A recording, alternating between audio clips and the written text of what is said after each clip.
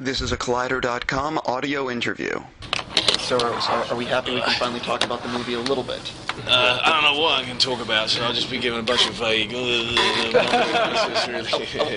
want to ask the IMAX question real quick. Mr. Nolan has been filming with IMAX a lot more on this one. Can you talk about what that's been like for you? Obviously, you have, I think, a little experience on the last one. A little experience, the last one, and also in the Prestige. When we were doing the Prestige, Chris was kind of experimenting with it at that time. Some of the stuff where, like I have a twin brother and everything like that, we used it. Bloody noisy cameras, you got to do ADR whenever there's the IMAX camera coming out.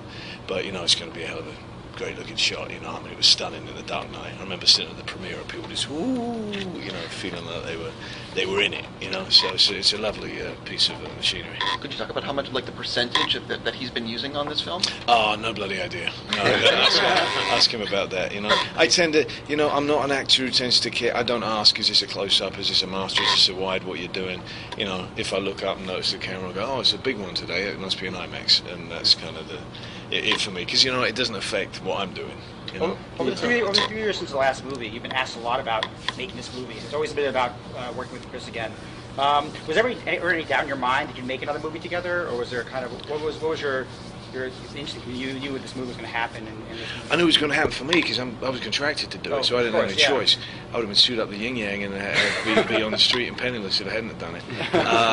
Chris, my understanding was, could have chosen not to do it, but he had always talked about this as being a trilogy, and I think always liked the challenge of the fact that an awful lot of movies fail on the third one.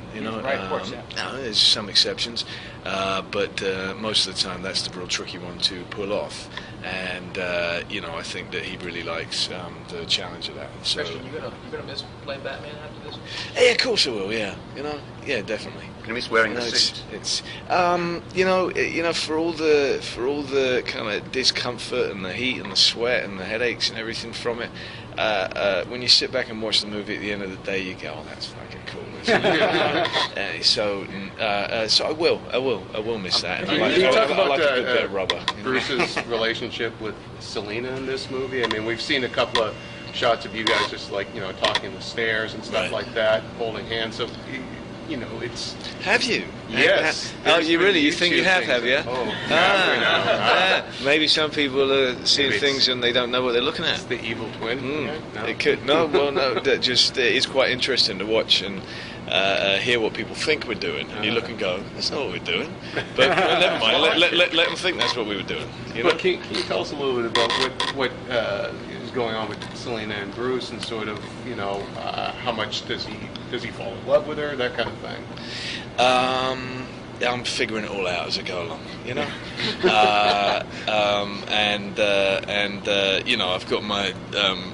I'm seeing Chris sitting on this shoulder here and Emma Thomas sitting on this shoulder here right now as you're asking the question, going, "Don't say no. I know you're not allowed to answer that one," I think let's leave that one till you see the movie. Batman's hair seems a little longer this time. Is there any significance to that? Yeah, there's a little,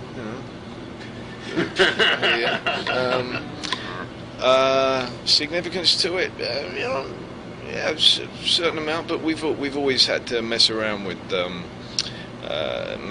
Every single movie that we've done for the Batman stuff has always had hair that we've had to be able to adapt for different looks throughout, and so the longer you keep it, the more you can do with it. Can you talk about? Am I doing a good job at kind of answering the questions, but not really giving you shit? Brilliant.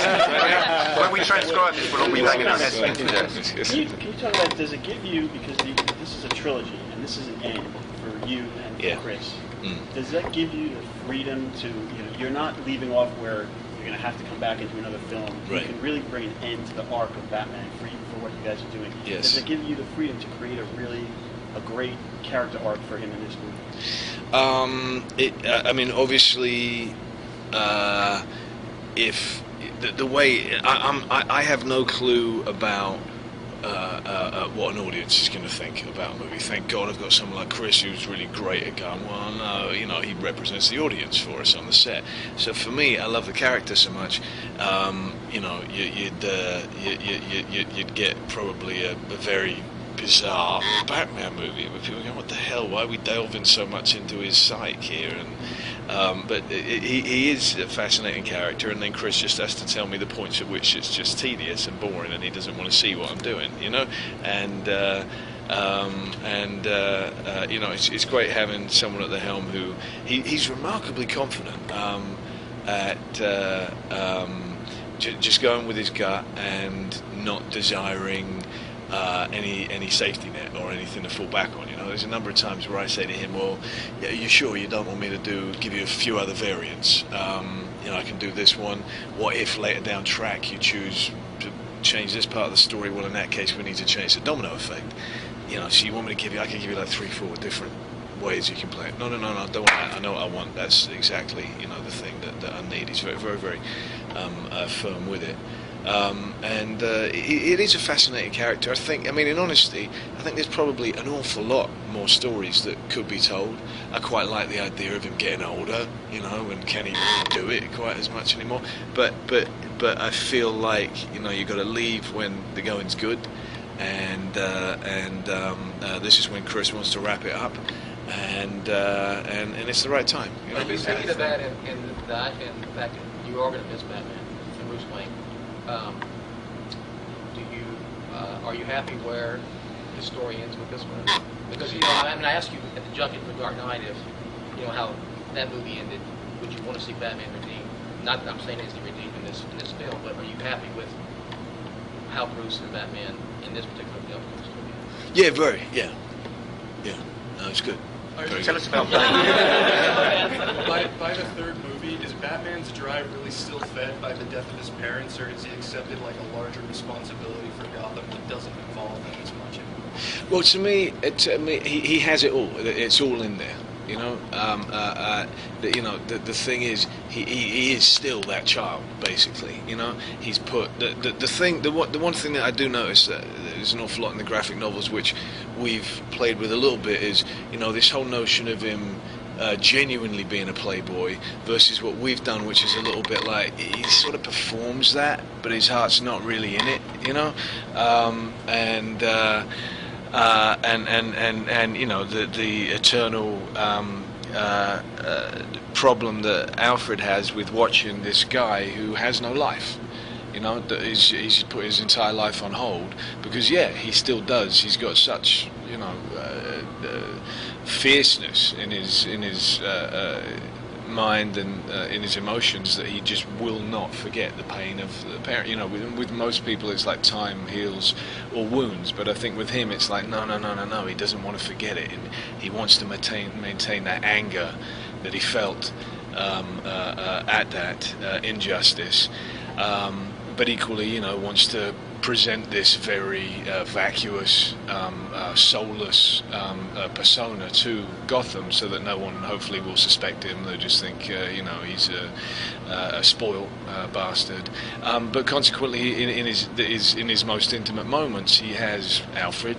He's got Rachel, and there's not a whole lot there because it's complete arrested development, you know, and you know, the recognition that at some point he's got to start living, you know, that he's seriously behind in terms of life and the enjoyment of life, you know, that's all been sacrificed.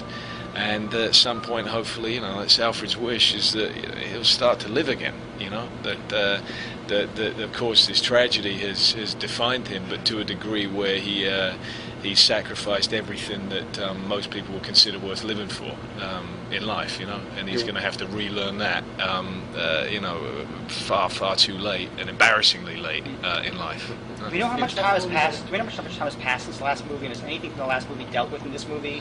Because a lot of things left a lot of open ends last movie, as far as Rachel and as far as yes. things like that. We haven't really seen how he reacted to stuff. Oh yeah, no, yeah. There's an awful lot of you know, new discoveries, truths coming out that you know, and the whole question of, you know, what's the correct thing to do? You know, continue with lies and make people feel good, or have the truth come out and devastate and ruin people's lives. So yes, no, absolutely, it goes back Batman Begins and Dark Knight and deals with an awful lot from both of those movies. And how much time has passed? Do we know pretty much a couple of years? I mean, I would say years. I don't know if Chris would want me to say exactly how long, but yeah, it's not like the next day. It's not the next day. Okay. No, We've seen no, both not at all. Marion. No, there's quite a change in him. Sorry? Can you talk about working with Marion and Tom Hardy? It's a real good cast. I worked with Marion really briefly in Public Enemies, and she's a wonderful, versatile actress so far. The work's been really great with her, with Anne. Likewise, I think she's doing something very different than most people probably would have seen her do before. And Tom, who I've been working with mostly the last few weeks, he's a real fascinating actor. He's going to be creating some wonderful characters over his career, and he's really doing so with this. He's kind of just gleeful, coming into work every day, and he's got a great character, that he can chew the scenery with in a good way, and he's a real deal. I'm very impressed with him. I'm very impressed with all of the cast in this one. We've seen a number of photos have hit the net of you fighting Bane. Right. Have you seen all those photos hitting the net? And also, I've seen some of them. Could you sort of talk about crafting fight scenes with Tom? And Right. could you talk about making that all work? We have fantastic stunt guys. Buster Reeves, who's been with us since the first one, and Tom Struthers. And the thing is, this is sort of what we do. They kind of work out what they would like to see in the fights, and then Tom and myself come in and bring in the story to the fights, because a fight which is just a knockdown, everyone punching each other, ceases to really be exciting after a while. You've got to figure a way that you tell a story within the fight, and also that you can get some very trained fighters who can follow an incredibly fast and furious fight. But I don't know about you guys, you watch UFC, sometimes you're going, I don't know what's going on, it looks like a bloody mess. You sometimes have to be able to just look at it with eyes like myself, someone who's not a trained fighter, and understand what's happening. And it's amazing the difference that between the fantastic stuntmen who come in and do their jobs, and then when Tom and I come in and say, okay, right, I get that, but this is what I've got to be thinking here, so I'm going to do it in this way. And actually seeing a fight that has description and a beginning, middle and end to it is a wonderful thing. It keeps it so much more entertaining, and means so much more than just showing off a few martial arts. Sorry, we're going to have to stop there. I'm sorry. Sorry guys, I've got to go jump on a plane. But that was very quick. You're It was a lot of fun. shooting today? You're not shooting today? I'm not, no. Oh, okay. No, I'm not running around with Roethlisberger or anybody. All right, thanks very much. Thank you. Cheers. Take care. Has Mark called you about another fighter? No, we haven't spoken anything about it. I've heard that he's been talking with some people about it, but he hasn't spoken with me about it. Cool. Thank you. Cheers. Thank you very much.